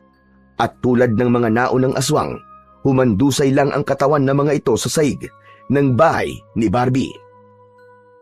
Pre, ayos ka lang ba? Oo, kaya ko pa. Tulungan mo ko. Madami sila. Kailangan ko ng kasamang lalaban. Iniabot ni Rigor kay Toryo ang balisong. Tinanggap naman ito ni Toryo. Tumayo at humanda sa laban. Sunod-sunod na pumasok ang mga aswang. Isa-isang tumalon sa bintana. Mabilis ang galaw ng mga ito. Pero mabilis din ang naging reaksyon ng dalawang magkaibigan. Walang sandatang hawak si Rigor, kundi ang sigarilyong nasa kanyang kamay. Ngunit nagagawa niyang pahinain ang mga aswang. Nababawasan ang kanilang enerhiya kapag nasusuntok o nasisipa sila ni Rigor. Habang pinapahina ni Rigor ang mga aswang sa pisikal na atake, si Toryo naman ang pumapatay sa mga ito. Kapag nakita niyang bumagal o nanlupaypay ang isang aswang, agad niya itong nilalapitan at sinusugatan sa leeg o sinasaksak sa puso. Nang matapos nilang patumbahin ang huling aswang, nagtama ang tingin ni Rigor at Toryo. Parehong pagod at hingal na hingal. Hindi pa tapos, pre. Yung mga kapitbahay natin. Kailangan natin silang tulungan. Tumango si Toryo. Lumabas sila ng bahay. Narinig nila ang malalakas na sigawan. May ilang mga kababaryo na rin ang nagtatakbuhan at ang iba nilalapa na ng mga aswang. Nagulat sila sa bilis ng mga pangyayari. Ngunit wala na silang magagawa sa mga patay na, kundi ang bigyan sila ng hustisya. Pinatay nila ang bawat aswang na makasalubong sa labas. Si Rigor, gamit ang kakaibang paningin, ay natukoy kung saan ang pinakamaraming aswang. Dinala niya roon ang kaibigang si Toryo. Naiwan na si Barbie at Kapablo sa isang kwarto sa bahay ni Barbie at doon pansamantalang nagtago. Pinuntahan ng dalawang magkaibigan ang bahay ng isang pamilya na naiipit sa loob ng bahay. Pinaliligiran ng mga aswang ang kanilang tahanan. Mahigit sa 10 ang mga aswang na paulit-ulit na sumusubok sirain ang pinto. Tahimik na sumenya si Rigor kay Toryo na huminto muna. Itinaas niya ang hawak na tabako at itinapat sa kanyang bibig. Isinubo niya ito at humithit. Matagal. Tila iniipon ng usok sa kanyang baga. Ilang segundo siyang hindi gumalaw. Pagkatapos ay dahan-dahan na ibinuga ang usok. Ang usok ay parang may sariling buhay. Papunta ito sa direksyon sa harap ng bahay ng pamilya. Pumwesto sa pinto at nagmistulang isang harang. Biglang nagsipag-atrasan ang mga aswang. Para bang may hindi nakikitang pader na pumigil sa kanila. Ang iba sa kanila ay umalulong. At ang ilan naman ay tumakbo ng palayo. Tong, anong ginawa mo? Hindi ko rin alam eh. Basta may naririnig lang akong bulong sa isip ko na kailangan kong gawin yun. Kaya ginawa ko kaagad. Mukhang malakas ang kapangyarihan ng tabako na yan ah. Tignan mo, takot na takot ang itsura ng mga aswang sa simpleng usok lang na nagawa mo. Kaya nga eh. O paano? Tapusin na natin ang laban. Ubusin natin ang mga aswang na yan. Muli nang hinarap ng dalawa ang mga halimaw. Hindi na sila nag-aksaya ng oras. Muling hinit-hit ni Rigor ang tabako at sa bawat pagbuga ng usok, tila nagkakaroon siya ng panibagong lakas. Ang kanyang pandama ay lalong tumatalas. Unang sumalakay ang 3 aswang mula sa kanan. Mabilis ang kanilang galaw, parang aninong sumusulpot mula sa dilim. Ngunit agad silang sinasalubong ni Rigor. Tila agad na nitong nalalaman kung ano ang mga nangyayari at nababasa niya ang galaw ng bawat aswang. Sa isang iglap, nasuntok niya ang isa sa mga aswang. Humabol si Toryo at isinaksak ang balisong sa leeg ng pangalawa. Umagos ang dugo nito at bumagsak ng pasadsad sa lupa. Ang pangatlo ay sinalubong din ni Rigor at sinipa doon pa lang sa ere. Napasigaw ito sa hapdi at tuluyang bumagsak sa lupa. Isang huling saksak mula kay Toryo ang tumapos sa buhay nito. Pagod na ako.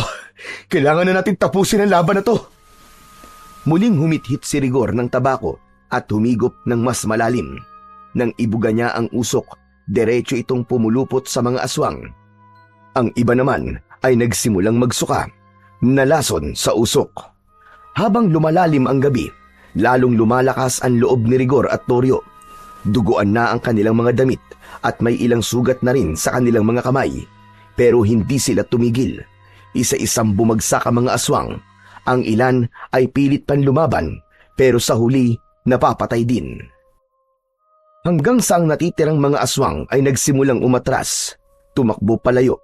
Agad silang hinabol ng dalawa. Pinaslang, walang pinatawad.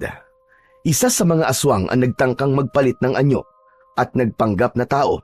Pero dahil sa taglay na malakas na pakiramdam at paningin ni Rigor, nalaman nito ang pagpapanggap. Nilapitan niya ito at tinapos. Pagkalipas ng halos ilang oras ng tuloy-tuloy na labanan, huminto na ang mga alulong. Tahimik na ang buong paligid. Nagkalat ang mga bangkay ng aswang sa paligid.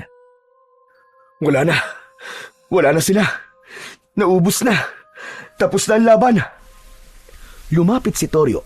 Hawak pa rin ang balisong. Kapwa sila hinihingal. Ang angas natin, Tol. Ang galing natin. Oo, ang galing mo, Toryo. Dahil sa kapangyarihan ng mga sandata natin, ligtas na ang baryo. Inayos ni Toryo ang kanyang tayo at sa gitna ng kalsada, buong lakas siyang sumigaw. Tapos na! Ligtas na ang baryo! Wala na ang mga aswang! Maya-maya pa, nagsilabasa ng mga tao mula sa kani-kanilang mga bahay at nang makita ang dalawa at ang maayos ng sitwasyon sa labas, ay sabay-sabay na nagpalakpakan ang lahat. May mga umiiyak, may mga nagdasal, at karamihan ay lumapit kina Rigor at Toryo upang magpasalamat. Hanga sila sa ipinakitang kabayanihan ng dalawa. Nang matapos, ay agad silang nagtulong-tulong para iligpit ang katawan ng mga aswang. Sa gitna ng plaza, Sama-samang binuhat at inipon ng mga lalaki ang mga bangkay ng mga aswang. Binalot ito sa mga lumang tela, binuhusan ng gasolina at sabay-sabay nilang sinunog. Nang matapos ang lahat, nagpaalam na si Rigor at Toryo sa mga tao. Binalikan nila si Barbie at ka Pablo. Grabe! Kung nakita nyo lang, ang galing namin, Lolo! Napatay namin yung napakadaming aswang na sumalakay dito sa baryo. Grabe! Ganun ba talaga kadami yung mga aswang na yon? Diyos ko, Day! Wala man lang nakapansin sa atin na may mga nakapasok na palang ganun nila lang dito sa baryo. Kaya nga maging ako, hindi ko man lang napansin. Kakaiba silang kumilos, masyadong maingat, kaya hindi talaga sila napansin. Marami akong nakikitang mga bagong mukha noong nakaraang araw. Pero hindi ko naman akalain na mga aswang pala sila. Grabe, nakakasyokot. Buti na lang talaga, magaling kayong dalawa. At dahil dyan, ililibre ko na ang electric fan sa inyo kapag mag-iinom kayo dito sa tindahan ko. O diba? Perfect! Uy, aayos yun ah. Mapapasarap lalo ang inuman natin, pre. Granted na ang special request natin kay Barbie. Salamat, Barbie ah. Pero mukhang kailangan na namin magpaalam sa'yo. Ramdam ko ng pagod eh. Inaantok na ako. Uy, antok ka na? Gusto nyo ba dito na lang kayo matulog? Ay nako, hindi na. Doon na lang kami sa bahay ng apo ko. Ako naman, uwi na muna ako sa bahay namin. Kailangan ko din masiguro kung ligtas ba ang pamilya ko. Kaya't nagpaalam na si Rigor. Pagdating sa kanilang bahay, maingat siyang kumatok. Nay! Tay! Ako po ito! Tahimik sa loob, pero maya-maya pa ay nakarinig siya ng kaluskos. Tapos ay gumalaw ang seradura ng pinto.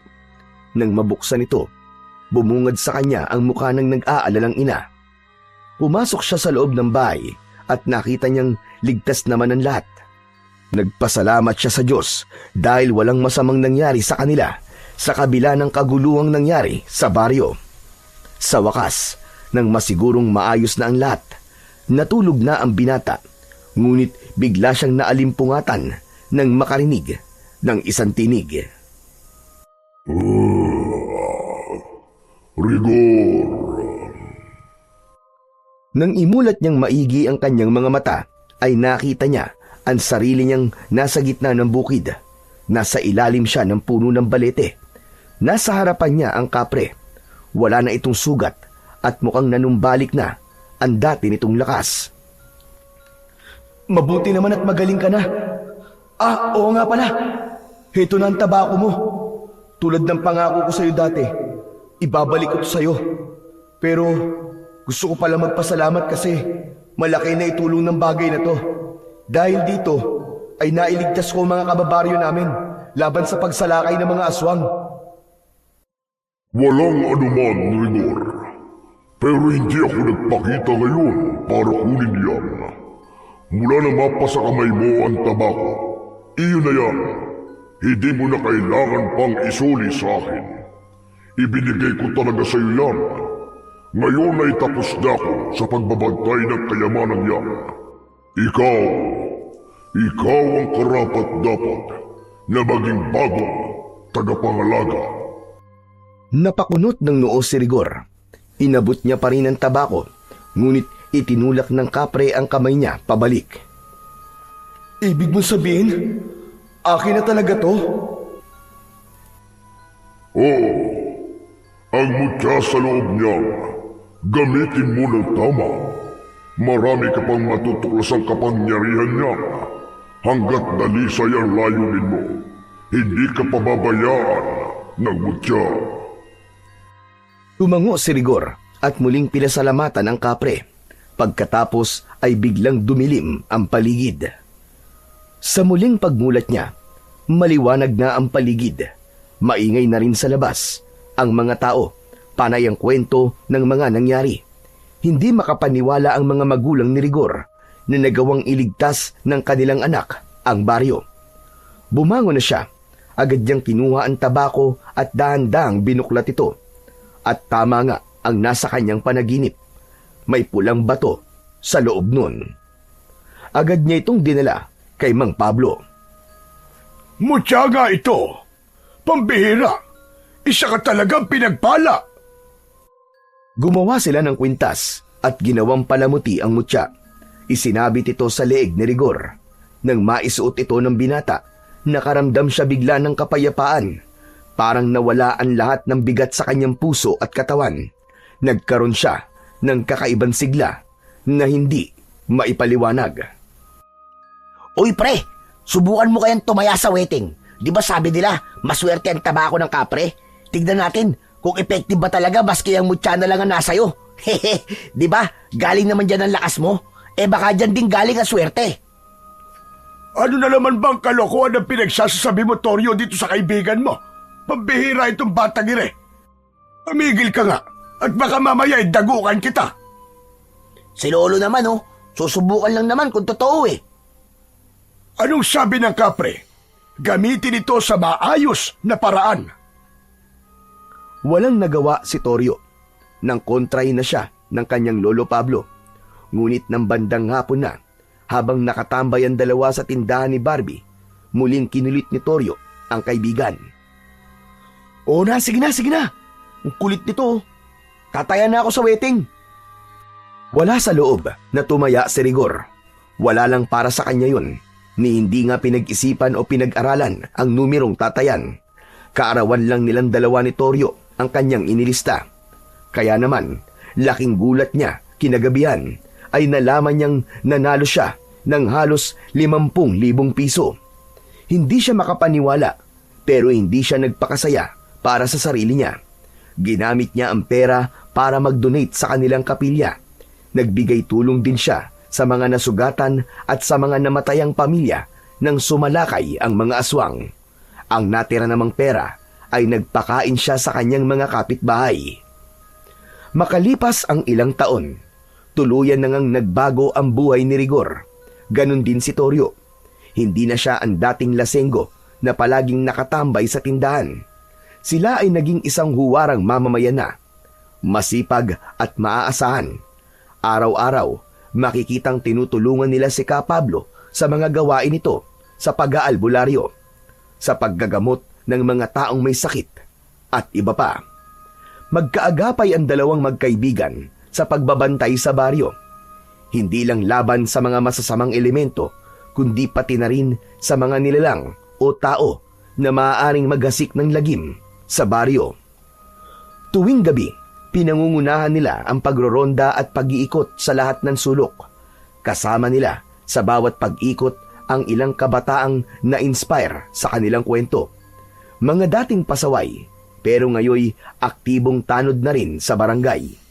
Tinuruan nila ang mga ito kung paano magbantay, maging disiplinado at magmahal sa sariling lugar. Si Ka Pablo naman, bagamat may edad na, ay laging nasa likod nila bilang tagapayo at gabay. Tinitiyak ang kaligtasan ng lahat at upang hindi na maulit ang pagsalakay ng mga aswang. At dahil sa pagsisikap nilang lahat at pagtutulungan, ang baryo ay unti-unting naging mas maayos, mas tahimik at mas ligtas. So yun na nga po mga idol. Sana po ay nagustuhan nyo ang ating kwento sa araw na ito. Ngayon naman po ay dumako na po tayo sa inyong pinaka-nire-request at pinaka-hinihintay na shoutout portion. Ano pa pong hinihintay natin? Ito na po. Shoutout po at maraming salamat Christy Odiña from San Jose, Belmonte, Bulacan. Shoutout po Morales Alma, maraming salamat po sa inyong pakikinig. Shoutout po Roslyn Libatan, maraming salamat po. Shoutout po Marilyn Mikua from Singapore. Shoutout po Salvador Vlog from San Juan City. Shoutout po Banji Daging from Baybay, Leyte. Shoutout po Risa Palulan from Singapore. Shoutout po Rosalie Royo, maraming salamat po sa inyong walang sawang suporta at pakikinig. Shoutout po CJ Apolonio from Nueva Vizcaya. Maraming salamat po sa inyo dyan sa Nueva Vizcaya. Shoutout po Bingbing Susaya. Shoutout daw sa mga magtutubig. Maraming salamat po. Enjoy po kayo sa araw-araw. Shoutout po, Mark Bain Salgado. Shoutout po, Tingo Mahinay. Shoutout po, AJ Ibanez. Maraming salamat po. Shoutout po, June Mark Balog. Rani Galana from San Rafael, Bulacan. Yan Real. Romeo Rivera from Manila. Shoutout po at maraming salamat, Daisy Quintos. Pinapa-shoutout din po niya, Quintos Family, Sabiano Camarin, Caloocan. Shoutout po, Eugene Omingo from Tanay Rizal. Hello po sa inyo dyan sa mga taga Rizal. Shoutout po, Maring Tess from Kabangkalan, Negros Occidental. At syempre, last but not the least, shoutout po, Che Jane Gregorio from Malaysia. Muli po, maraming salamat po sa inyong lahat sa walang sawang suporta at pakikinig ng mga kwentong aswang at katatakutan sa aking munting channel na The Voice Addict at Apong Isaak. Hanggang sa susunod pa pong kwento na magpapatindig ng inyong mga balahibo mula sa mundo ng kababalaghan.